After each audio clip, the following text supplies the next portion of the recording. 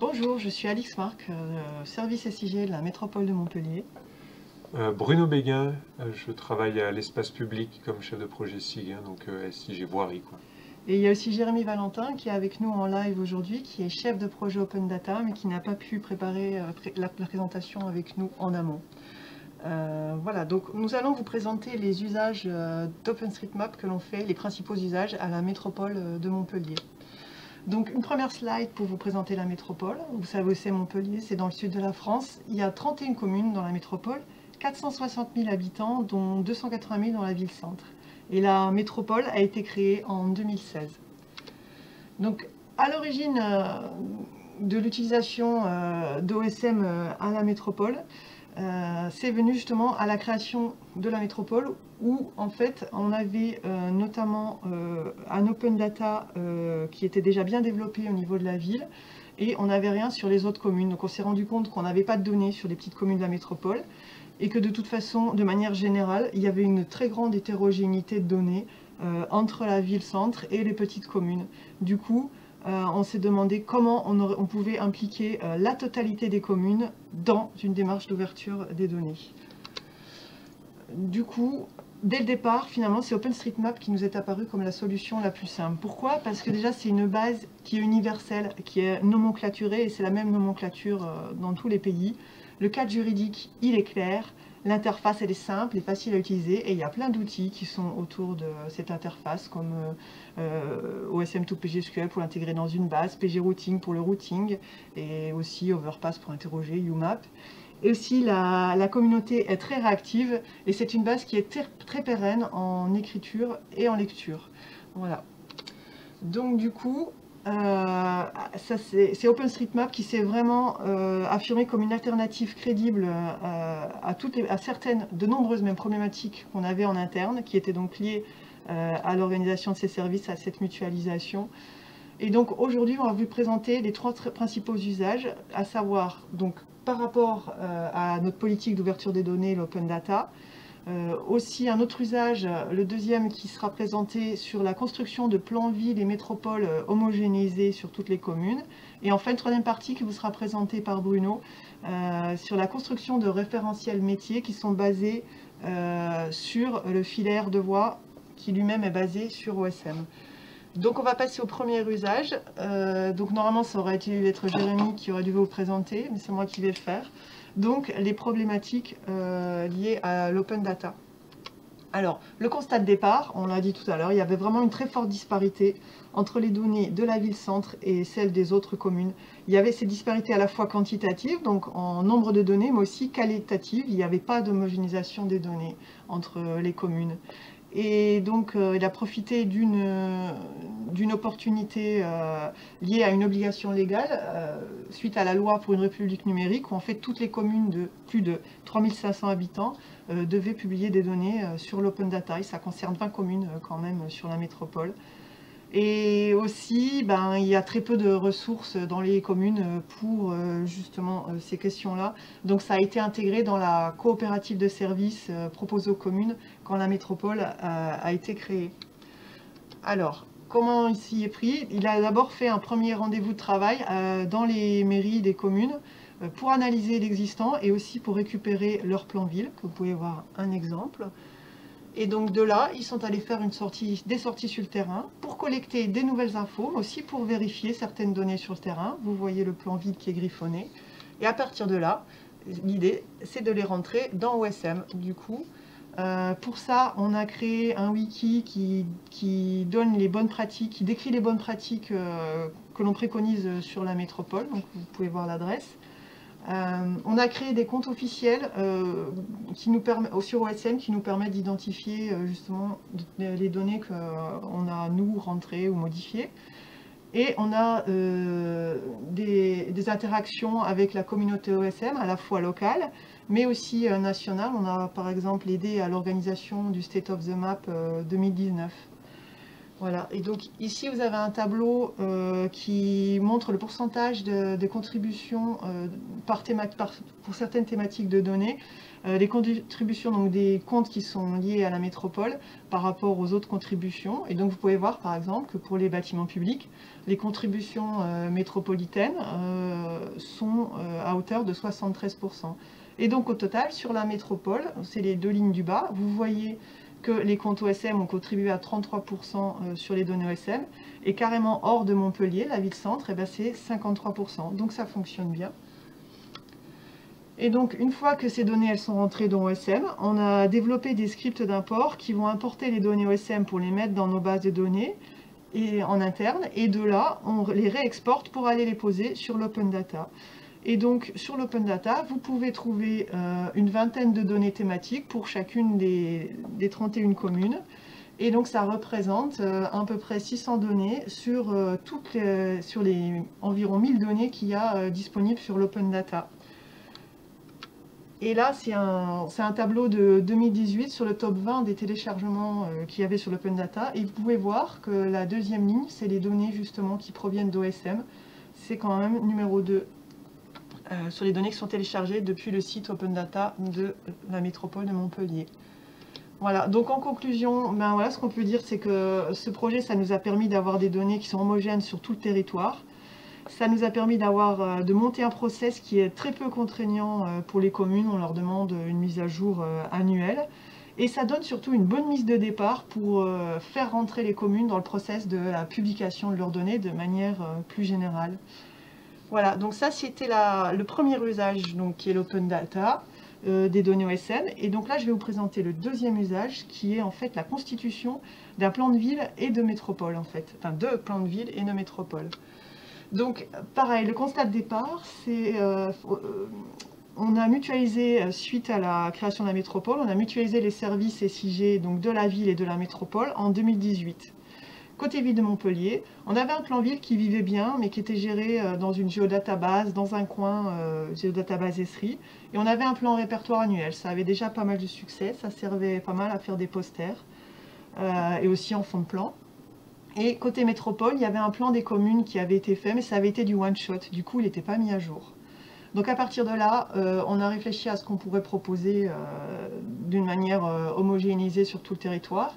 Et les besoins qui ont émergé, c'est d'abord un plan donc métropolitain multi-échelle, mais aussi donc des plans villes au 10 millième, le maintien de ce plan répertoire, des flux basés sur ces données qui soient disponibles et à jour, et enfin, surtout, garder l'esprit de la charte graphique de la ville qui plaisait déjà.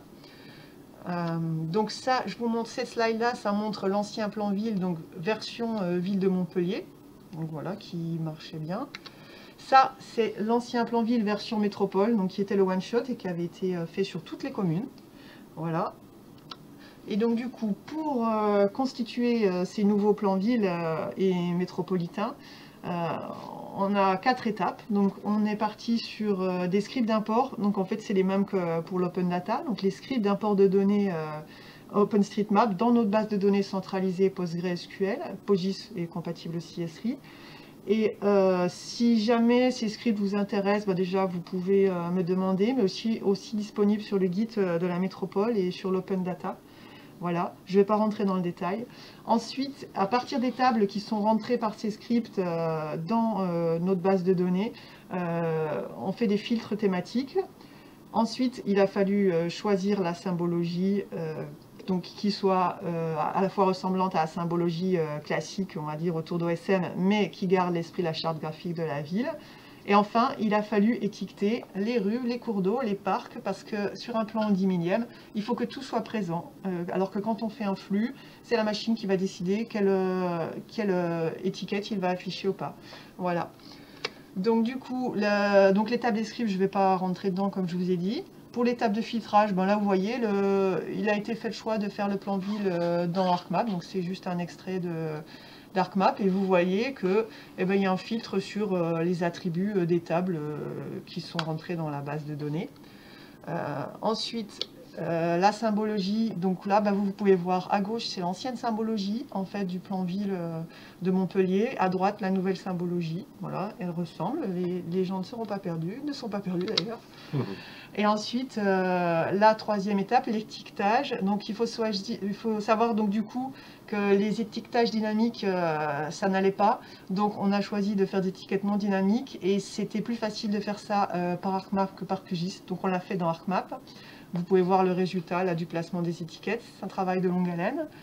Et donc, ça, c'est pour la mise de départ. Et pour mettre à jour ces étiquettes, on va se servir d'une fonctionnalité d'export de l'outil Lobotac qu'on a fait développer et que Bruno vous présentera après, en fait. Donc, je ne vais pas détailler non plus. Alors voilà, juste ça, c'est les exemples des plans. Donc, vous avez un exemple au 50 millième, ici, vous pouvez voir. Ensuite, ça, c'est un exemple, une partie au 25 millième. Et enfin, voilà, exemple au 10 millième. Donc ça, c'est un morceau de la ville de Montpellier. Voilà. Donc en conclusion, ça a vraiment un succès fou, hein. Là, on édite beaucoup de posters, à la fois juste des posters plan ville, mais aussi comme fond avec des thématiques par-dessus. Il y en a dans tous les bureaux. Et voilà, ça nous a vraiment permis d'avoir un traitement uniformisé pour toutes les communes et justement de proposer à chaque commune leur plan ville. Donc aussi, on est dans la coopérative de services. Voilà, donc c'est fini pour ce deuxième usage. On va passer au troisième usage et c'est Bruno qui va vous le présenter. Voilà. Voilà, donc je vais vous présenter l'application Lobontag, donc qui nous sert de validation des données OSM. Alors, au départ, le contexte du projet, c'est la création de la métropole. Alors, donc moi, je travaille au SIG Voirie. Je suis un ancien de la ville-centre de Montpellier, comme toi d'ailleurs, Alix. Et on a vite eu besoin donc d'un filaire de voie à l'échelle de l'ensemble du territoire. Donc, sachant qu'il y avait cette contrainte aussi, ou cette opportunité, de la politique très forte open data de la métropole. Donc, on a choisi OSM donc, pour le filaire de voie suite à une comparaison des offres pour des différents fournisseurs de données. Je pense à Navtech, à l'IGN et autres. Donc on s'est enfermé dans une salle de réunion. On a étudié donc, pendant une demi-journée les 3 ou 4 filaires de voie que je viens de vous lister. Et donc le choix s'est porté sur celui d'OSM. La donnée est complète et exhaustive. Les toutes dernières modifications de voie, il y avait notamment la création d'une autoroute au moment où on faisait le choix, qui était présent dans la base, contrairement à d'autres bases. Et la licence donc, qui est compatible avec notre politique Open Data. Alors en revanche, on a eu des frilosités à gérer, même au sein du groupe de travail, au sein, pour ma part également, si jamais la base de données était victime donc, de vandalisme ou tout simplement d'erreur de la part de contributeurs. Étant donné donc que le filaire de voie supporte les noms des voies qui sont repris dans les actes officiels.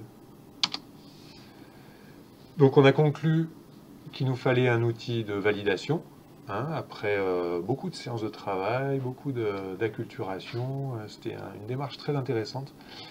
Et donc cet outil a été basé donc, sur le process suivant, c'est que les mises à jour se font sur OSM, les données sont validées et donc deviennent le référentiel de la métropole. Donc le référentiel n'est pas sur OSM, mais il est dans nos bases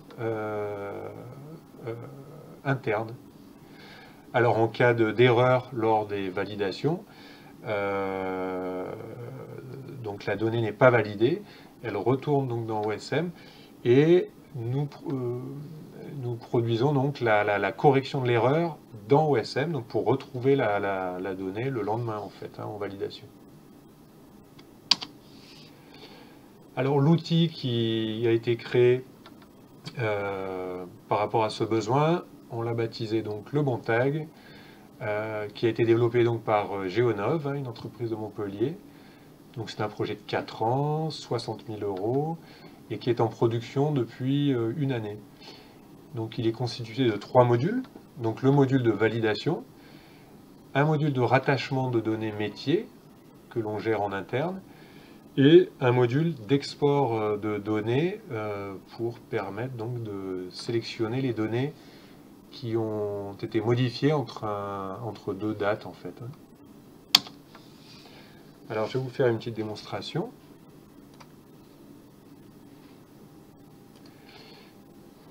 Voilà donc le logiciel tel qu'il se présente, hein, cartocentré, avec dans la table des matières l'ensemble des données qui sont vérifiées. Donc là, c'est toutes les données en production hein, qu'on a choisi de vérifier. Donc moi, je m'occupe de celle-ci, de la voirie. Jérémy s'occupe de ces 5 thématiques. Et notre collègue des mobilités actives s'occupe donc des arceaux vélos, pistes cyclables. Hein. Donc il a une trentaine de données à valider. Moi, j'en ai qu'une. Donc la démarche est la suivante. Hein. On clique sur la donnée que l'on souhaite valider. On a ici les informations qui apparaissent sur la structure de la donnée. Hein. Je vois que ce filaire en est à sa 9e version. La modification date d'hier. J'ai son identifiant avec un lien hypertexte. Et je peux lire le commentaire. Hein, ça peut être intéressant de savoir le pourquoi du comment de la modification. Et là, je vois que le changement est indiqué en jaune. Là, donc c'est un attribut qui a été supprimé. Et j'ai ici les attributs que je vérifie qui sont inchangés. Alors, pour cet exemple, c'est un très bon exemple. Ici, c'est un tag que l'on a, un tag interne en quelque sorte, parce que sur les ronds-points, on ne peut pas avoir de référence, donc on a fait un tag interne pour les avoir quand même. Donc les références, hein, c'est la D21, c'est la nationale 116, etc. Donc cette modification ne me convient pas. Donc plutôt que de la valider en cliquant ici, ce qui aurait importé la donnée dans nos bases, je vais la rejeter pour donc la corriger dans OSM. Alors le process est le suivant. Je clique sur le lien. Je vais dans la modification et je remets la valeur telle que je veux la voir apparaître. Et je vais contacter le contributeur pour lui expliquer ma démarche, hein, pour pas qu'il modifie après-demain ce que je viens de modifier aujourd'hui. Donc voilà, lorsqu'une donnée est correcte, on peut la valider. On a aussi donc des possibilités de validation groupée. Hein, vous voyez, là j'ai l'ensemble des validations à effectuer pour les pistes cyclables. Hein. Alors c'est le travail de mon collègue. Donc je peux les consulter rapidement hein, pour voir qui les a modifiées, quel est le contexte, etc. Et une fois que je suis d'accord, je coche toutes les modifications et je fais ici une validation groupée. Alors je ne vais pas le faire, hein, je suis sur la base de production. Donc là, je viens de vous montrer donc le module de validation, qui est le module par défaut du logiciel. Et comme je vous le disais précédemment, hein, on a fait développer 2 autres modules. Donc le module de rattachement de données, hein, parce que toutes les données métiers ne sont pas intégrées dans OSM. Alors c'est un module qui est en test. Et donc là, je vais vous montrer donc, le rattachement en essayant de trouver une donnée ad hoc.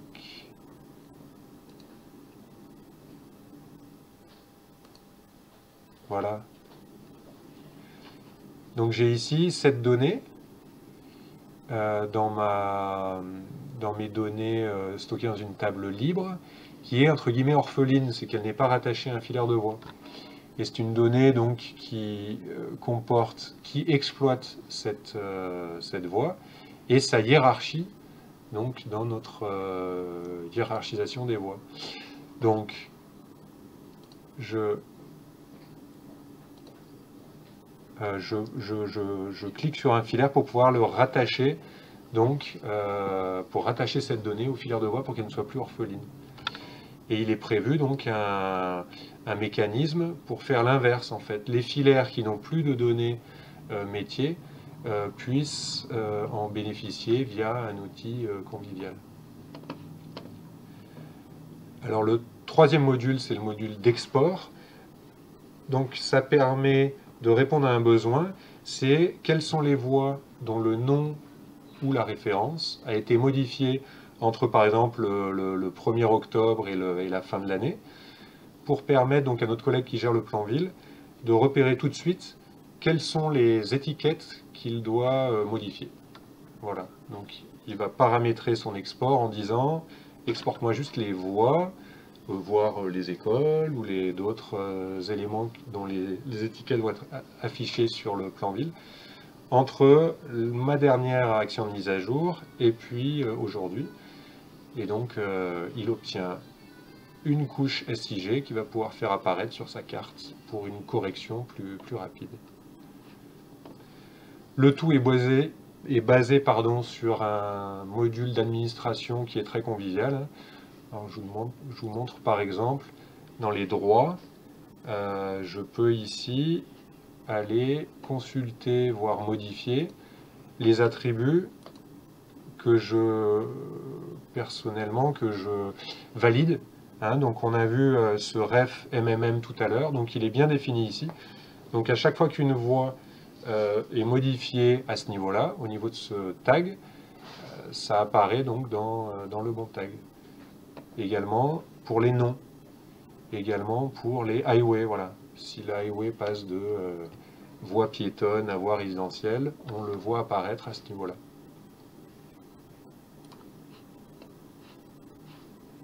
Et le retour au module principal, le voilà.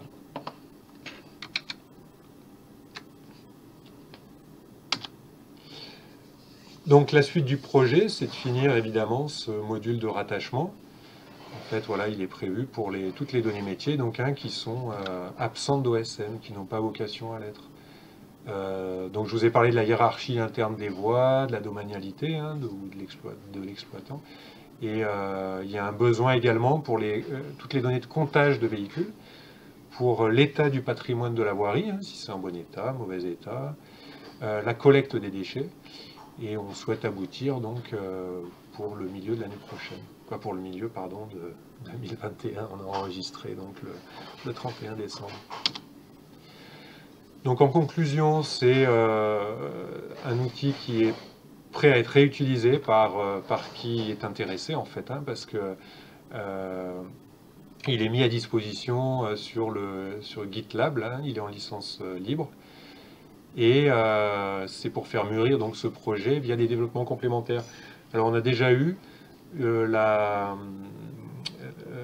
a déjà bénéficié donc d'améliorations qui ont été commandées et payées par les pompiers de l'Hérault, le SDIS 34.